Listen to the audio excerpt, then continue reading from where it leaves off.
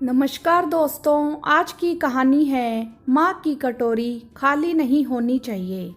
अगर मम्मी जी नहीं खाएंगे तो घर में कोई नहीं खाएगा। कहते हुए कविता ने सबके सामने से आइसक्रीम उठा ली। कविता की शादी 6 महीने पहले नीरज के साथ हुई। ससुराल में खूब प्यार करने वाली सास अंजना जी, ससुर पंकज जी, एक छोटी नंद नेहा और देवर अजय है। इन 6 महीनों में कविता ने इस घर को पूरी तरह अपना लिया है और परिवार ने भी कविता को अपना सदस्य स्वीकार कर लिया है। बस एक ही बात थी जो कविता को बार बार खटकती थी। उसकी सास अंजना को जब भी कोई खाने की चीज दी जाती तो वह कह देती, मुझे नहीं खाना, मेरे हिस्से को बच्चों में बांट दो। शुरू शुरू में तो कविता को यह बिल्कुल अच्छा नहीं लगा। उसने कहा भी, क्यों मम्मी, क्या आपको यह पसंद नहीं? नहीं, ऐसा नहीं है, बच्चों को ज़्यादा पसंद है तो तुम चारों आपस में बांट लो। बच्चे खाते हैं तो माँ का पेट अपने आप भर जाता है। अंजना जी के ऐसा कहने पर उसके बच्चों पर कोई फर्क नहीं पड़ता था। वह भी खुशी से खा लेते थे। शायद बचपन से ही उन्हें ऐसी आदत थी। अभी 2 दिन पहले ही कविता ने बेसन का हलवा बनाया। रविवार का दिन था, सभी घर पर ही थे। नाश्ते की मेज पर उसने सबकी कटोरी रख दी। अरे वाह भाभी, आज तो लगता है आपने बहुत ही टेस्टी हलवा बनाया है। खुशबू भी इतनी कमाल की आ रही है तो स्वाद भी बढ़िया होगा। कहते हुए अजय ने अपनी कटोरी उठाकर खाना शुरू कर दिया। वाह बहू, हलवा तो सच में बहुत ही स्वादिष्ट बना है, उसके ससुर पंकज जी ने खुश होते हुए कहा। उन सब की बातें सुनकर अंजना जी के चेहरे पर मुस्कुराहट आ गई। उन्होंने अपनी कटोरी में से एक एक चम्मच हलवा बाकी सारे सदस्यों की कटोरी में डाल दिया। मगर कविता को यह बिल्कुल भी पसंद नहीं आया। उसने कहा, माँ, हलवा कम नहीं है, रसोई में और भी बाकी है। फिर आपने अपनी कटोरी में से सबको क्यों बांट दिया? आपके पास तो बहुत थोड़ा ही रह गया है। क्या आपको बेसन का हलवा पसंद नहीं है? ऐसा नहीं है कविता, मुझे बेसन का हलवा बेहद पसंद है, लेकिन जब मेरे बच्चे और पति किसी चीज़ की तारीफ करते हैं तो मुझे लगता है मैं ना खाऊं और उन्हीं लोगों को खाने के लिए दे दूं। अंजना जी अपनी आदत से मजबूर थी और उन्होंने वही करा जो अब तक वह करती चली आ रही थी। कविता को समझ नहीं आ रहा था कि अपनी सास और बाकी परिवार को यह बात कैसे समझाए।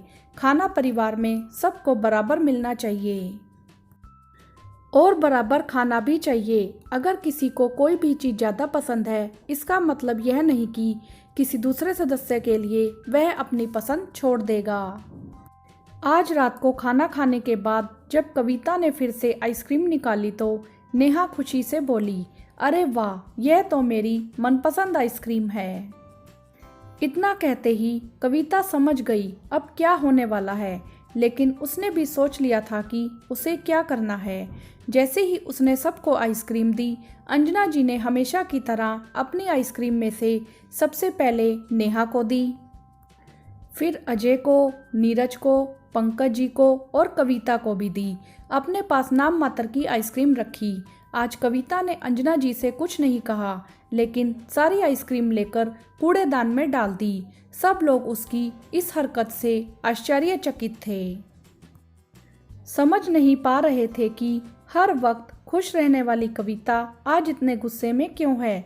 कविता ने नेहा और अजय की ओर देखते हुए कहा, माँ को तब से आदत है जब तुम तीनों बहुत छोटे हुआ करते थे।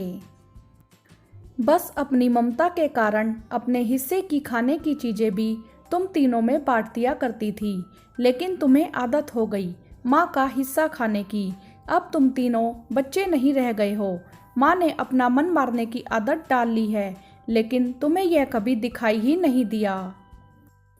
जो हलवा माँ को बेहद पसंद है वह सिर्फ इसलिए कि तुम्हें भी पसंद है तुम्हें दे देती है। वह तो अपनी ममता से मजबूर है, मगर तुम तीनों को कभी ये एहसास भी नहीं हुआ। पापा जी, आपने भी कभी ध्यान नहीं दिया कि ममता के नाम पर वह अधूरा खाना खाती रहीं। कविता ने पंकज जी से पूछा तो वह सक पका गए, क्योंकि कविता सही कह रही थी। नेहा, पंकज जी, अजय और नीरज ठगे से बैठे थे। उन्हें आज तक इस बात का कभी एहसास नहीं हुआ कि अनजाने में वह क्या कर रहे हैं। वह तो इसे बस माँ का प्यार समझ रहे थे। इस बात को कभी नहीं समझ पाए कि पोषण की और स्वाद की जरूरत माँ को भी उतनी ही है जितनी उन्हें। सच में हमने इस बात की तरफ कभी ध्यान ही नहीं दिया कि तुम्हारी कटोरी जो खाली हो रही है उसे एक दिन तुम्हारा शरीर भी खाली हो जाएगा।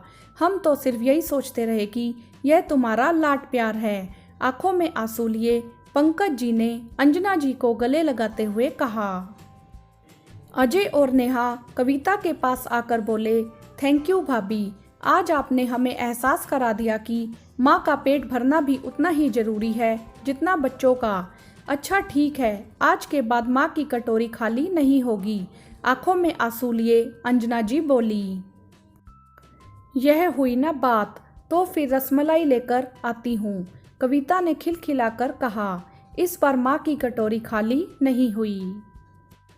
अक्सर घरों में देखा जाता है कि परिवार में माँ खाने की चीज़ें अपने बच्चों को दे देती है। बच्चे बचपन से ही माँ को ऐसा करते देखते हैं तो उन्हें भी यही आदत हो जाती है। हमारे विचार से माँ को बच्चों के साथ बैठकर खाना चाहिए, सब कुछ खाना चाहिए। थोड़ा है तो सब लोग थोड़ा थोड़ा बांटकर खा लें। कई बार ऐसा होता है, रसोई में कोई चीज़ कम बनती है तो वह उसे अपने बच्चों में ही बांट देती है। यह गलत नहीं है, लेकिन हमेशा ही ऐसा करना ठीक भी नहीं है। बच्चों को भी एहसास होना चाहिए कि माँ को भी पसंद होता है, माँ को भी ज़रूरत होती है। हाँ तो दोस्तों, क्या कविता ने सही किया? आप हमें कमेंट्स करके ज़रूर बताएं। वीडियो को लाइक करें, शेयर करें और चैनल को सब्सक्राइब भी करें। धन्यवाद।